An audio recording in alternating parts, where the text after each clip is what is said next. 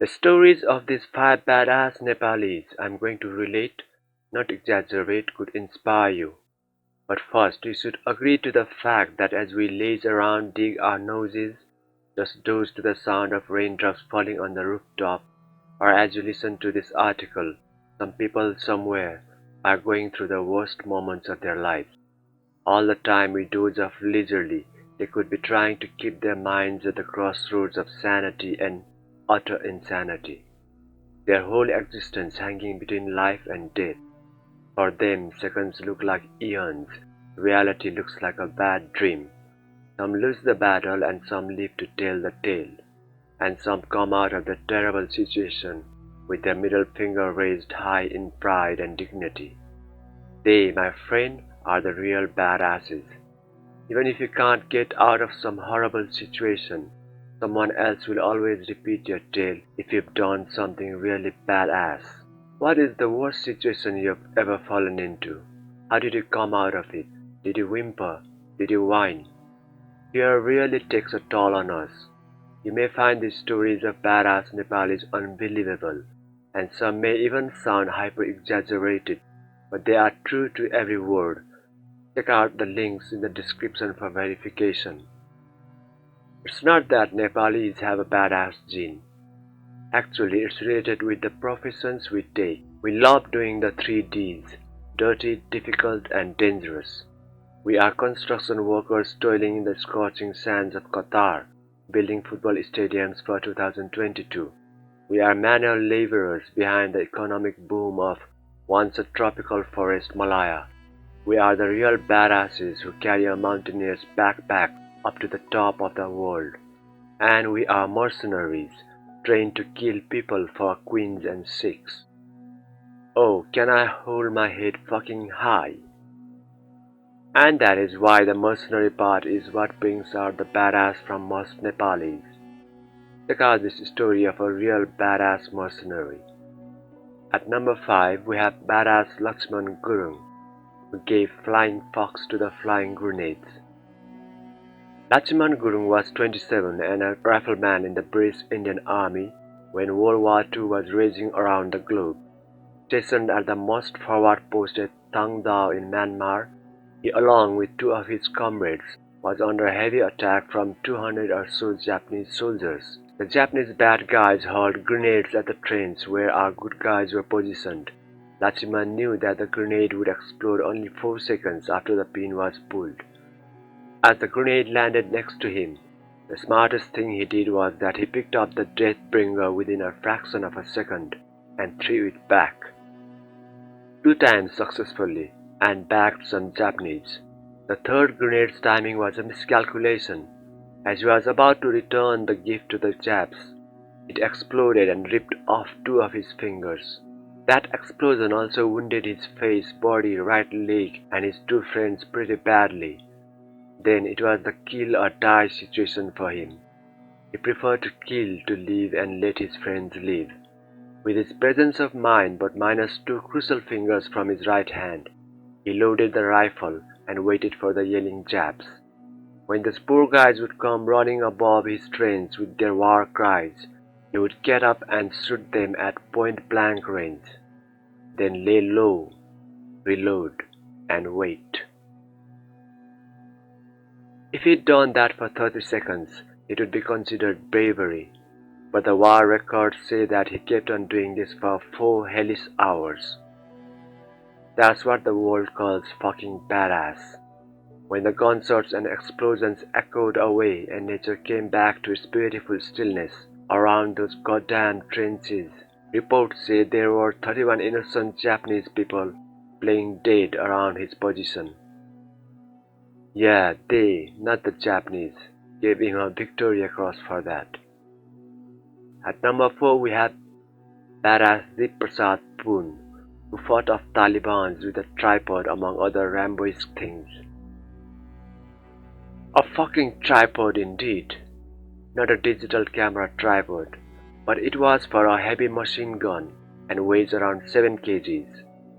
A tripod is an absurd choice of a weapon for a Gokhali soldier or any other soldier, but the circumstances were so tight that Deep Prasad would have been listening to Narayan Gopal in the heavens if he hadn't gone for the tripod. It all started because of a cow mooing in the middle of the night. On 17 September 2010, the Prasad was in his night shift at a two-storied watch post in Helmand, Afghanistan. That was when the cow suddenly moved. Remember, it was a pretty cold night. Surprised with the cow's audacity, the Prasad checked out of the window and saw two guys crouched on the road. They were holding some suspicious device. Okay, they weren't there to shit. They quickly climbed up the post and shouted at those guys to identify themselves. A hail of automatic fire told that they weren't the best of friends. They were good fucking Talibans. They do it with the mules, donkeys, horses too. Before Deep could think of a course of action, his post was showered with bullets from 15 to 30 automatic guns. One RPG hit the building and blew away a part of the wall. No time to think. He sure was a gunner. That's what he thought. Training made him pull out the heavy machine gun from the tripod it was rested open and fire blindly towards the direction of the incoming bullets. All alone and a target for 15 and more Afghan shooters, he had no hope of dodging all those bullets. So the only adrenaline rush he received was the feeling that he had to take some along with him.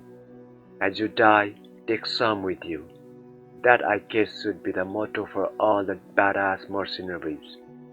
You know, people can do awesome things when they are trapped, afraid and very near to death. Deep Prasad was surrounded and the only target, so the Taliban motherfuckers were intent on putting him down and sending him home in a wooden box with a folded flag over the casing. With not even a millisecond to lose, Deep kept on shooting until the ammo finished. He had fired 400 rounds like a madman, and yeah, he was yelling Nepali obscenities at the top of his voice. So when the machine gun clicked and no bullets spurted out of its badass nozzle, Deep switched to grenades, throwing 2 at a time. We don't know when he threw that one odd grenade, but the ammo count said he'd thrown 17 grenades all around the watch post. The bad guys from Afghanistan, seeing just one mad Gurkhali fighting for his life, were pretty sure that they would take him down eventually. That's why they hadn't retreated. Grenades finished. Now the only working weapon at his disposal was his service rifle, which he instinctively grabbed and started shooting. There, this way, left, right, 9 o'clock, all the time trying with all his might to cheat the imminent death. Emboldened by the single fire cracking out from the rifle compared to the deafening rat-a-tat and boom-boom of machine gun and grenades deafening them previously, one Taliban ass-licker made a daring decision to climb up the watch post and take this Nepali joker down. Deep saw the motherfucker scrambling the post like a monkey. He took aim and pulled the trigger, an easy target. But the rifle just clicked and produced no death. The fucking rifle had malfunctioned. Jammed, maybe. No time to open up the rifle, oil it and fix it. What would you do? He looked around for a weapon and saw the sandbag. He pulled the sandbag, but it was torn.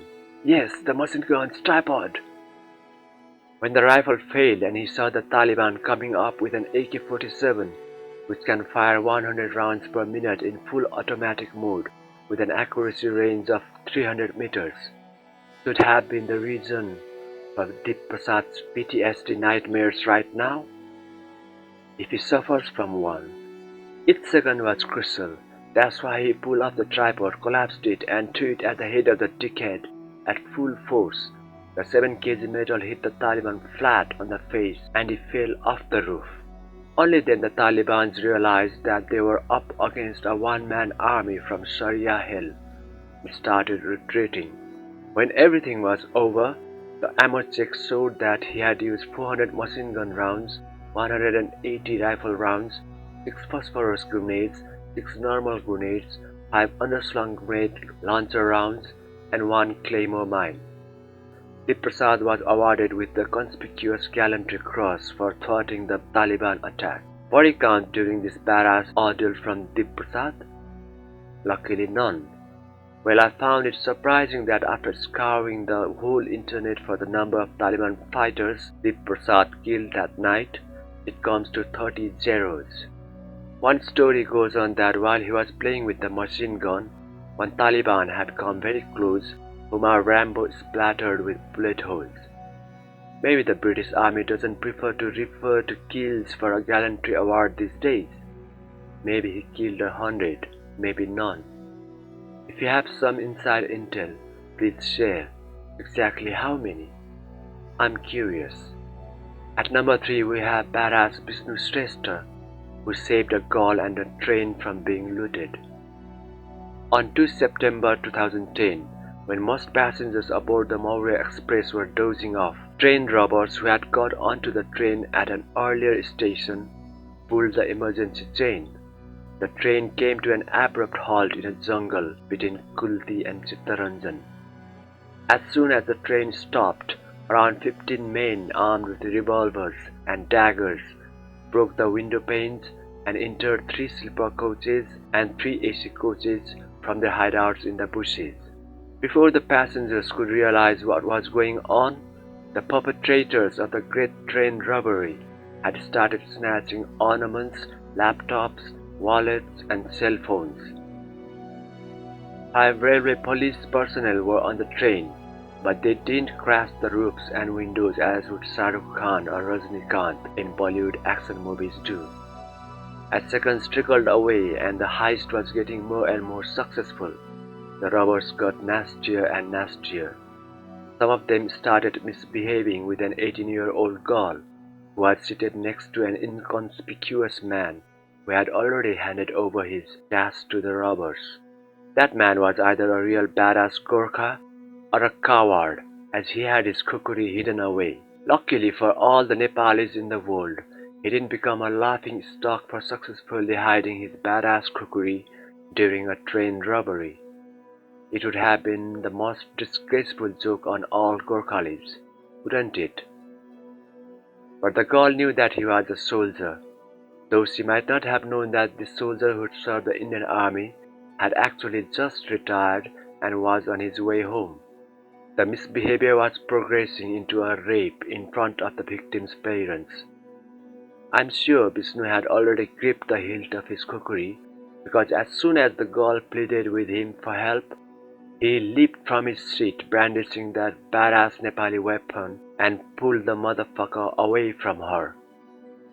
Bishnu's action was too quick and unexpected. After he had pulled the man from the girl, Bishnu used him as his shield, pushed forward, and slashed the nearest guy who was waving a sword. The sword warrior instantly fell in a heap. The other goon who had been trying to fight with a dagger wasn't getting a proper target as he had to kill his friend to kill Bishnu. Instead, the sucker tried slashing the girl's cheek.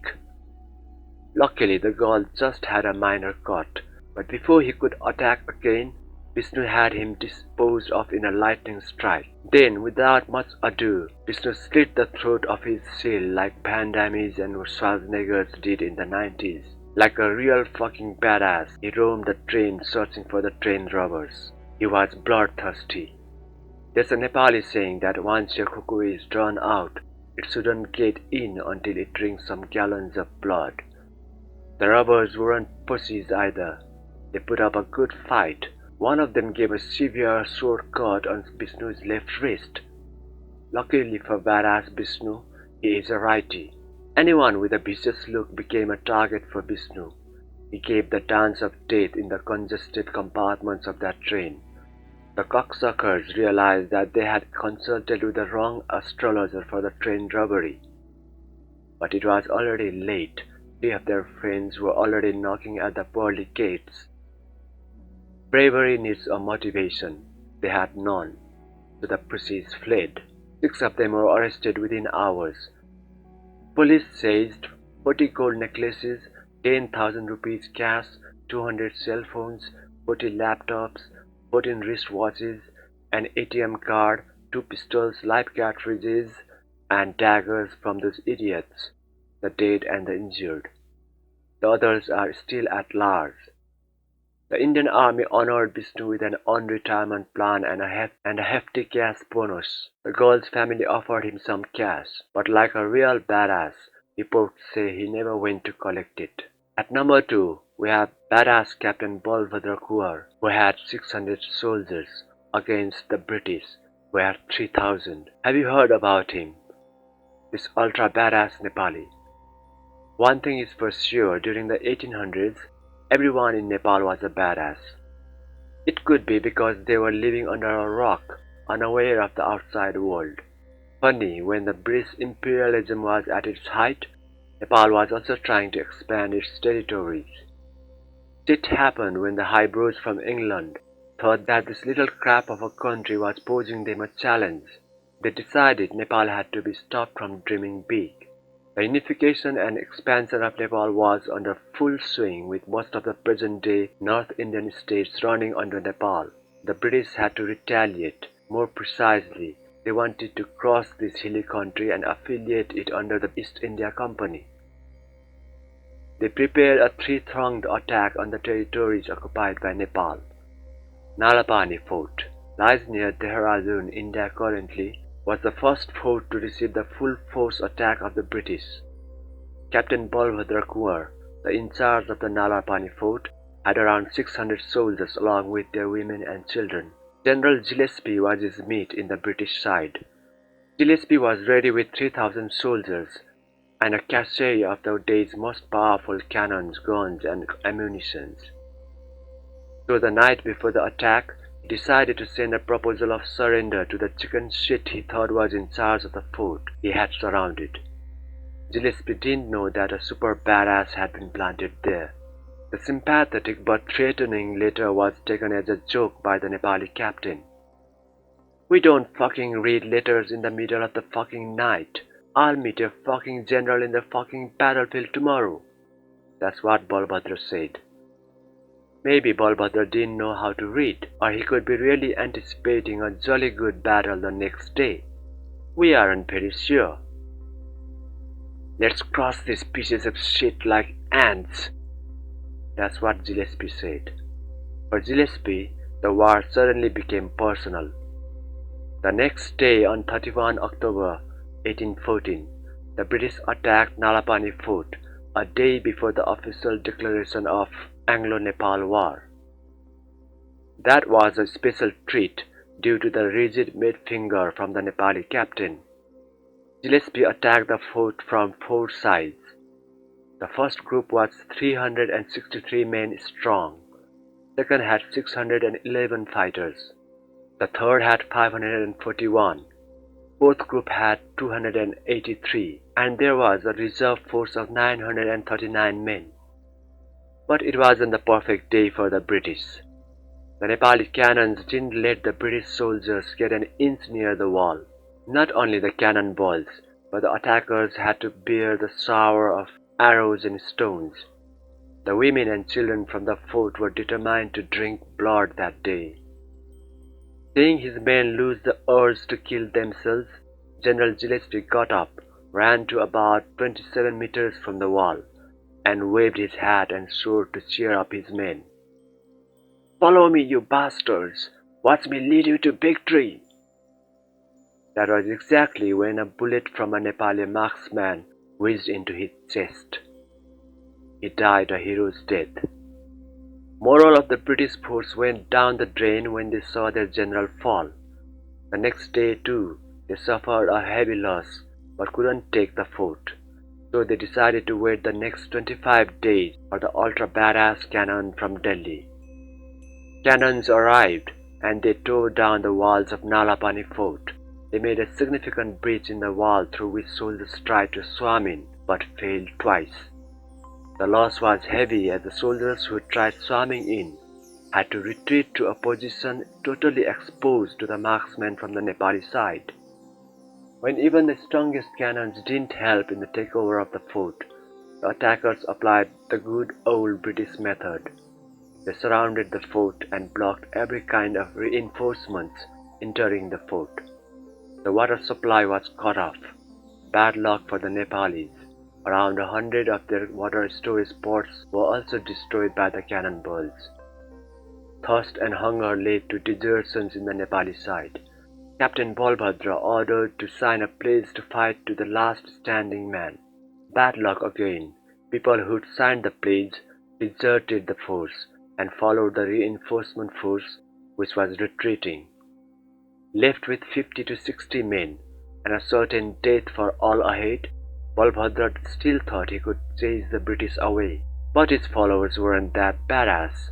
They dragged him and the others who still believed they could fight to the safety of the hills. The British attack continued there, but Bal Bhadra and what remained of his force made a successful escape. After visiting the fort and watching the dead bodies of children, women and men, the British mind firmly got rooted in the belief that Nepalese were the most badass fighters. They even erected a stone obelisk to honor the bravery of their adversaries. One good thing came out of this insane bravery from the captain and his men, women and children too. And it was, the East India Company started recruiting Nepalis into its forces. At present, hundreds of Nepali boys are recruited by the British Army and the Indian Army every year. But what happened to our badass captain? Disheartened by the loss but not wanting to lay down his arms too soon, he resigned from the army and joined the Punjabi Sikh army as a general. He helped the Sikh king build mercenary regiments of pure Nepali fighters. He got killed in the Sikh-Afghan battle in Peshawar, Pakistan.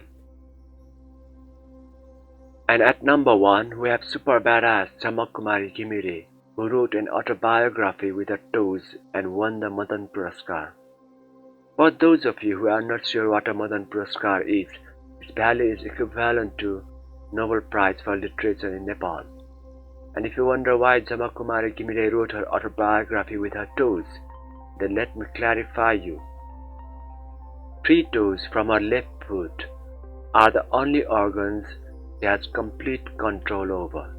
Jhamak suffers from cerebral palsy. The condition makes her unable to move and unable to speak. When her contemporaries, normal toddlers, would be playing around with the utmost glee, she would be crawling around with her own seat painted all over her body. She is an unnecessary burden to the earth and her poor family. She needs to be thrown away in some fast-running stream. That's what everyone thought and even suggested to her parents. Left all alone in the house by her farmer parents during the day, she learned to write words on the ground with her toes till her feet bled. Even though she was constantly rebuked for watching her brother read and write, she practiced everything her brother wrote. She learned to read and write by herself. Her poor father never saw the use of education for his disabled daughter. Instead, many times she was beaten and abused verbally.